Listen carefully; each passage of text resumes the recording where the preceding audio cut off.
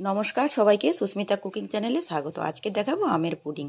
তো তার জন্য দুটো আম নিলাম। আমগুলোকে এইভাবে কেটে নিয়ে আমের ভেতরের অংশটা নিয়ে নিলাম। নেওয়ার পরে একটা বাটিতে 500 গ্রাম দুধ নিলাম, দিয়ে ছোট বাটিতে একটু দুধ তুলে রাখলাম, দিয়ে প্যানে দুধটা ঢেলে দিলাম। দুধটা যখন ফুটে উঠলো তাতে 2 চামচ চিনি দিলাম, আর এদিকে আমটাকে মিক্সিতে পেস্ট করে নিলাম। দেখুন দুধটা ফুটে ফুটে কতটা কমে গেছে। আর বাটিতে যে দুধটা রাখা ছিল তাতে কর্নফ্লাওয়ারটা গুলে দিয়ে দিলাম, দিয়ে নেড়ে চেড়ে নামিয়ে একটু ঠান্ডা করে আমের কাতটা দেবো, নাহলে দুধটা কেটে যাওয়ার সম্ভাবনা থাকে।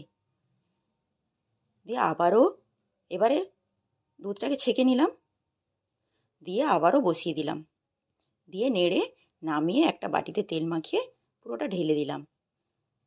এবারে 2-3 ঘন্টা ফ্রিজে রেখে দেবো।